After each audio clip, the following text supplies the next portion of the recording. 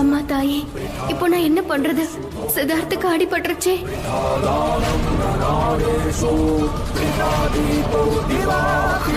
ஜெய் துர்கா தேவி.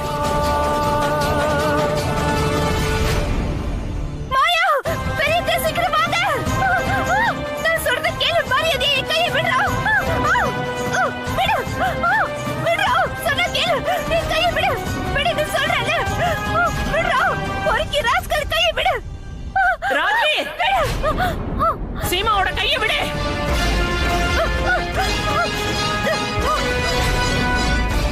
என்ன பண்ணிட்டு இருக்க நீ? கையை விடு. அவளை விடு. கையை விடு சொல்றல. ராஜ்வீர். மாயா கையை விடு. கேந்திரமா.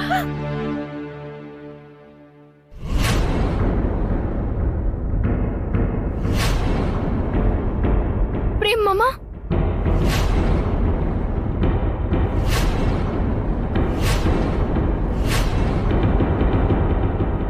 பிரேம், நீ சரியான நேரத்துக்கு வந்திருக்க. வாப்பா பாரு, அவன் என்ன பண்றான் பாத்தியா? இவன் நம்ம சீமாவோட கையை புடிச்சிட்டு இருக்கான் பாரு. போ, போய் சீமாவை காப்பாத்து போ.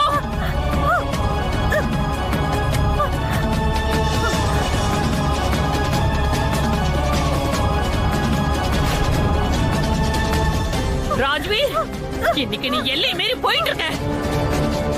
இனிமே நீ தப்பிக்க முடியாது, தப்பிக்கவே முடியாது. என்னோட பிரேம் வந்திருக்கா பாரு.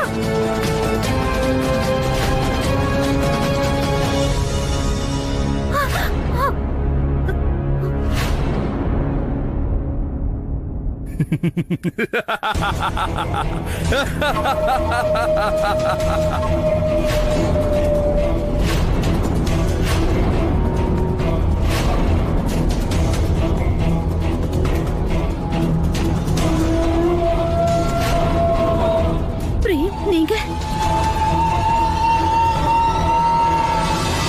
பாரு பிரேம், ஏன் இப்படி பேசாம நின்னுட்டு இருக்க? உனக்கு என்ன ஆச்சு? அவன் என்ன பண்றா பாத்தியா? உன் கண்ணெதிரிலேயே உன்னோட மனைவியோட கையை பிடிச்சிட்டு நின்னுட்டு இருக்கான். அதை எப்படி நீ பாத்துக்கிட்டு பேசாம நிக்கிற பிரேம்?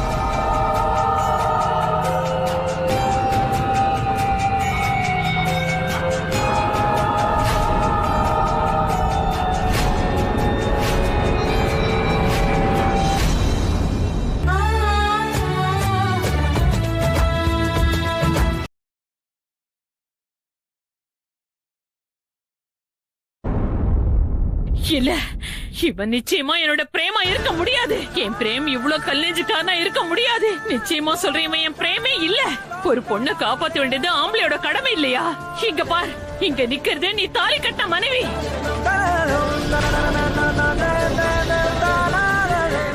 நான் என்ன சொல்றேனே உனக்கு புரியலையா? ஏன் பிரேம் இந்த மாதிரி இருக்க? ஏன் இப்படி தலை குனிஞ்சு இருக்க? எனக்கு நல்லா புரிஞ்சு போச்சு. இப்ப கூட நீ எதுவுமே செய்யலனா மிகப்பெரிய பிரச்சனையை சந்திக்க வேண்டியது வரும். ரொம்ப பெரிய பிரச்சனை பிரேம், பெரிய பிரச்சனை வரும். நீ பெரிய தப்பு பண்ற பிரேம். எவ்வளவு பெரிய தப்பு தெரியுமா? நீ எதிர்காலத்துல இதெல்லாம் நினைச்சா கூட உன்னால திருத்திக்க முடியாது.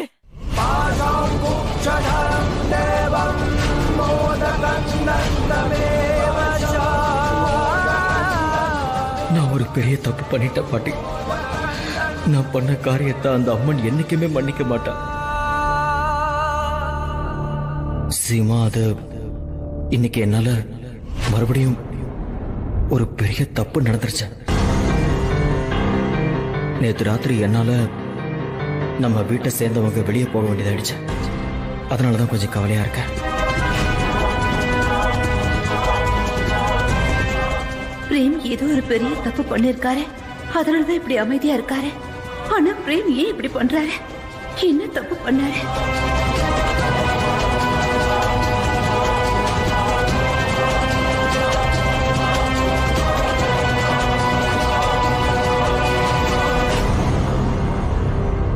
இதெல்லாம் என்னது பிரேம்?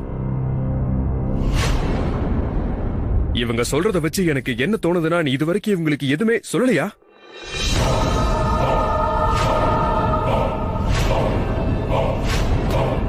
நீ ரொம்ப பெரிய தப்பு பண்ணிக்கிட்டு இருக்க பிரேம். நான் கெட்டவங்கிறத ஒத்துக்கிறேன். அதுக்காக நீ இதை சொல்லாம இருக்க கூடாதுல்ல? நீ செஞ்ச கெட்ட காரியங்களை கூட இந்த உலகத்துக்கு கண்டிப்பா சொல்லணும். ஒருவேளை தப்பு பண்றதுக்கான தைரியம் இருந்துச்சுன்னா அதை ஒத்துக்கிறதுக்கும் நீ கத்துக்கணும் பிரேம். முக்கியமா உன்னோட வீட்டுல இருக்கிறவங்களோட எதிரில.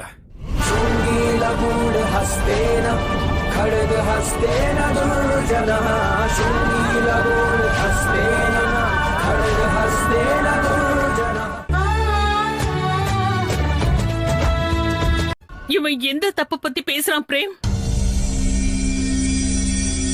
நீ அப்படி என்ன தப்பு பண்ண? அதுக்கான தண்டனைய சீமா அனுபவிக்கணுமா சொல்லு.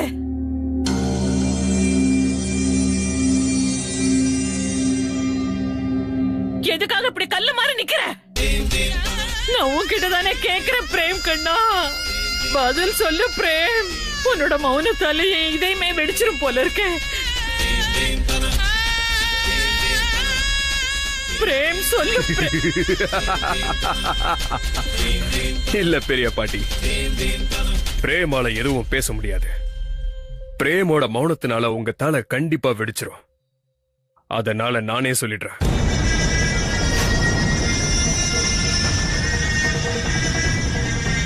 அது என்னன்னா, நேத்து ராத்திரி தான் வீட்டுல இருக்கிறவங்க நடுத்தருல நிக்க கூடாதுங்கிறதுக்காக நான் கொடுத்த வாய்ப்பை பயன்படுத்திக்கிட்டான்.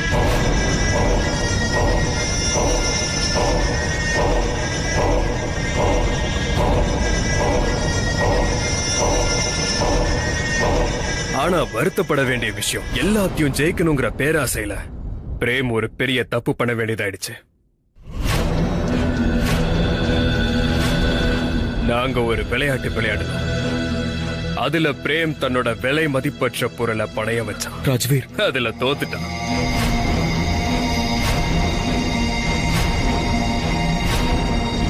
ஆனா பிரேம் என்ன பந்தய வச்சாங்கிறத இவனால சொல்ல முடியாது. ஆனா இந்த விஷயத்தை தெளிவுபடுத்த வேண்டியது எனக்கு ரொம்ப முக்கியம். ஏன்னா நீங்க யாரும் என்ன தப்பா நினைச்சிட கூடாதுல்ல. விவரமா சொல்லணும்னா, பிரேம் சீமாவை பணைய வச்சு அந்த விளையாட்டுல என் கூட தோத்துட்டான்.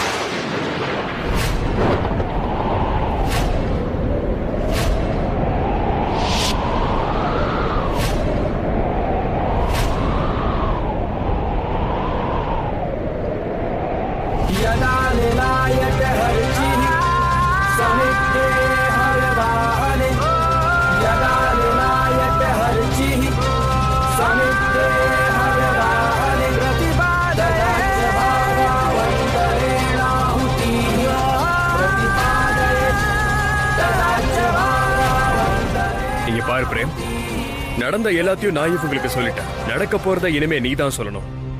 எப்படி பார்த்தாலும் சீமா உன்னோட மனைவி. சீமாவோட எதிர்காலத்தை பத்தி நீ எடுத்திருக்கிற முடிவு குறைஞ்சபட்சம் அதையாவது சொல்லு. நீ கொஞ்சம் வாய மூடுறியா பிரேம்? இவ என்ன உளறிட்டு இருக்கா? நீ சீமாவை பந்தய வச்சியா?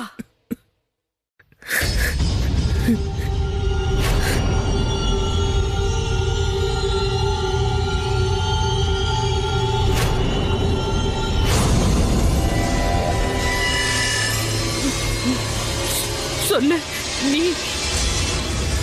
நீ என் வீட்டு மருமகளை, உன்னோட மனைவி சீமாவை பந்தய வச்சியா? எவ்வளவு கீழ்த்தரமான காரியம் பண்ணிருக்க. எவ்வளவு தைரியம் தான் இந்த மாதிரி காரியம் நீ பண்ணிருப்ப. எப்படி செய்ய முடிஞ்சது? எப்படி பண்ண? இந்த மாதிரி மௌனமா நிக்கிறதுனால உண்மை பொய்யாயிடுமா? உனக்கு புரியுதா? பதில் சொல்லு. இந்த ராஜ்வீர் சொல்லிக்கிட்டு இருக்கானே, இதெல்லாம் உண்மையா? சீமாவை பணைய வச்சு 3வது விளையாட்டு விளையாடுறதுக்கு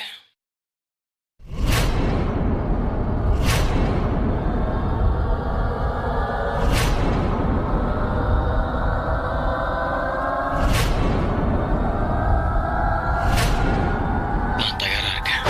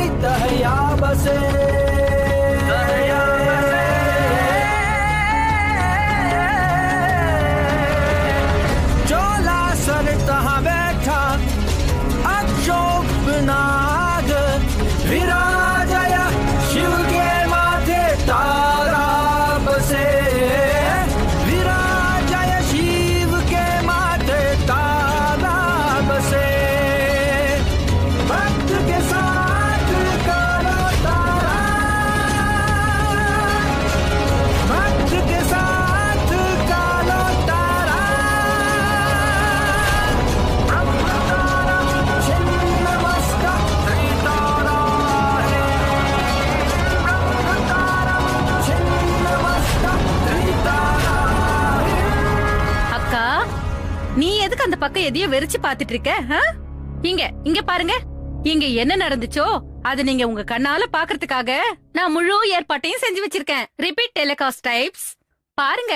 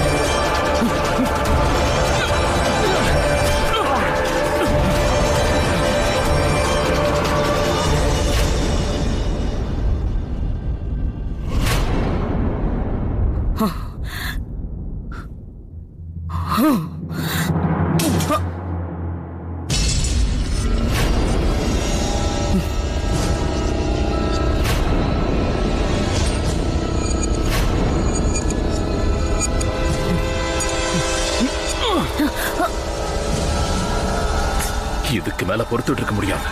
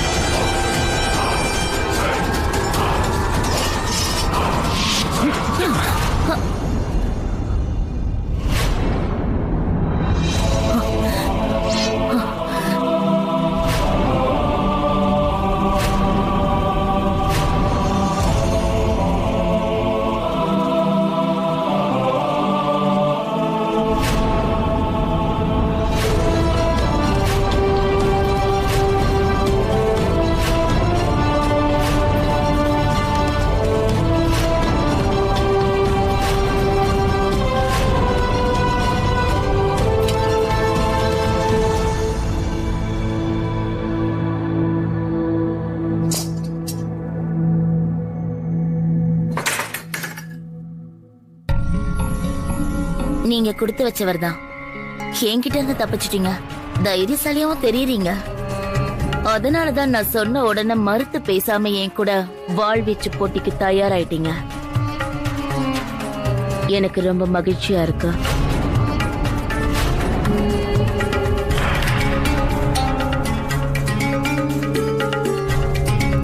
ராஜகுமாரி, இவர் என்னுடைய சிறப்பான விருந்தாளி. இவரை விருந்தினர் அறைக்கு கூட்டிட்டு போங்க. அப்புறம் இவருக்கு அடிப்பட்ட இடத்துல மருந்து போட்டுவிட்டு இவருக்கு சேவை செய்யுங்க. சரிங்கம்மா. ஒரு நிமிஷம், என்ன மன்னிச்சிடுங்க. ராஜ்வீர் என்ன சொன்னாரோ அதை மட்டும்தான். எனக்கு ஒருத்தரை பிடிச்சிடுச்சுன்னா அவருக்கு என்ன வேலை கொடுக்கணும், அதை எப்ப கொடுக்கணும், எப்படி அதை செய்ய வைக்கணும்னு எனக்கு அதை பத்தி நல்லாவே தெரியும். இப்ப நீங்க போய் ஓய்வு எடுத்துக்கோங்க. நான் அப்புறமா வந்து உங்க அறையில உங்ககிட்ட பேசுறேன். நீங்க போலாம்.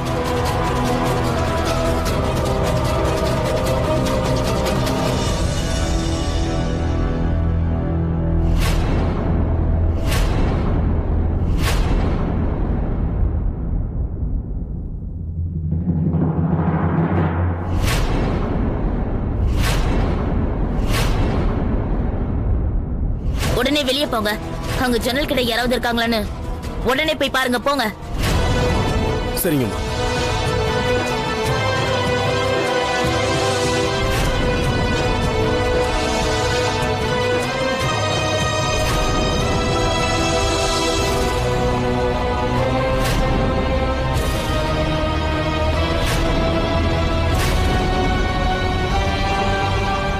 ராஜகுமாரி, இங்க யாருமே இல்லம்மா. இன்னொரு தடவை போய் பாருங்க. நல்லா தேடி பாருங்க.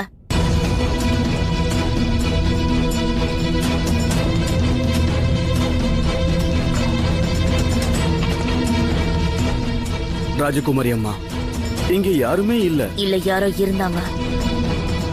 நாம பேசுறத கேட்டிருக்காங்க. அங்க யாரோ இருந்ததை நானே பார்த்தேன்.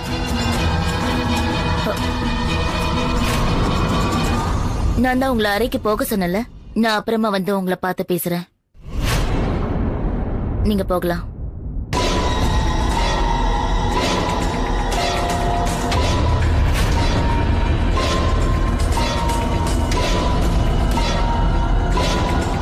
வாங்க.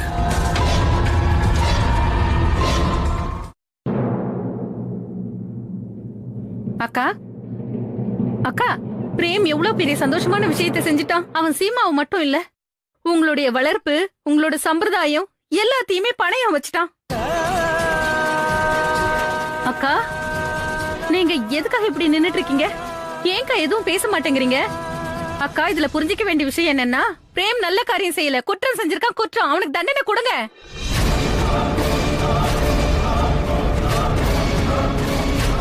நீங்க தானே சொல்லுவீங்க தப்பு செய்யறவங்களுக்கு கண்டிப்பா தண்டனை கொடுக்கணும்னு. அக்கா, நீங்க ஏதாவது செய்யுங்க. அவன் எல்லாத்தையுமே கெடுத்துட்டான்க்கா. அவன் இந்த குடும்பத்தோட பேரையே பணையம் வச்சுட்டான். அசிங்கப்படுத்திட்டான்க்கா. அவன் நம்மள அசிங்கப்படுத்திட்டான்.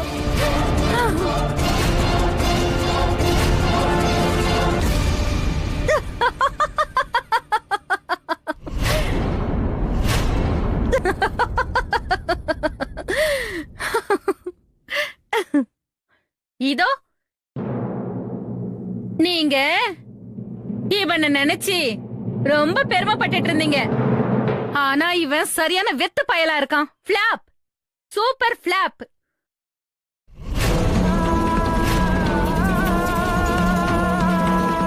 அக்கா, ஆனா நீங்க இந்த வளர்ப்பு, இந்த குடும்பத்தோட மான மரியாதையை பத்தி பேப்பி வாசிட்டு இருந்தீங்கல்ல, இப்ப பாருங்க இவன் என்ன பண்ணான்னு. இந்த குடும்பத்தையே நடு தெருவுக்கு கொண்டு வந்துட்டான். உங்களுடைய மரியாதையை கெடுத்துட்டான். அப்புறம் நீங்க என்ன சொல்லிட்டு இருந்தீங்க? நம்ம ஆளுங்களால மட்டும்தான் நமக்கு வேதனையை கொடுக்க முடியும், வெளி ஆளுங்களுக்கு என்ன தெரியும் நமக்கு எந்த விதத்துல கஷ்டம் ஏற்படும்னு. அடக்கா, நீங்க அருமையான டைலாக் எல்லாம் சொல்லுவீங்க. இதே அருமையான டைலாக நீங்க அவனுக்கு கூட சொல்லுங்க. அக்கா, ஏதாவது சொல்லுங்க. இவன் இவ்வளவு பெரிய காரியத்தை பண்ணிருக்கான். ஒரே ஒரு டைலாக் பேசுங்க, கவலைப்படாதீங்க. நான் உங்களுக்கு கிளாப் பண்றேன். நம்ம ராஜ்வீர் விசில் கூட அடிப்பாங்கா. அக்கா, ஒரு டைலாக் அடிங்க. அடிங்கக்கா, அடிங்கக்கா.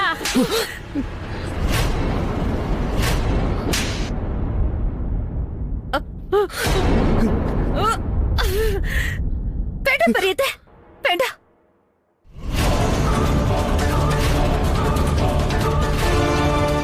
இன்னமும் என்ன தடுக்கிறியா சீமா? நிச்சயமா இவர் பண்ண தப்புக்கு தண்டனை கிடைக்கும். அதுக்கான தண்டனையை நீங்க கொடுக்க வேண்டாம் பெரியத்த. அந்த தண்டனையை நான் இவருக்கு கொடுப்பேன். நிச்சயமா கொடுப்பேன்.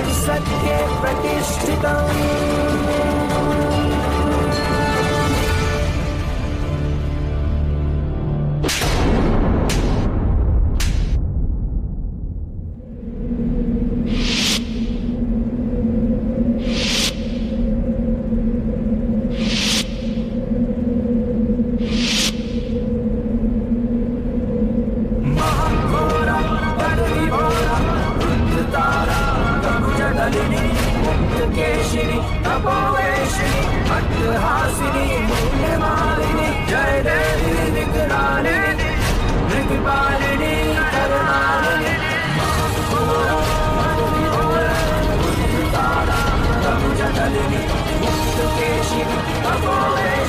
ஆ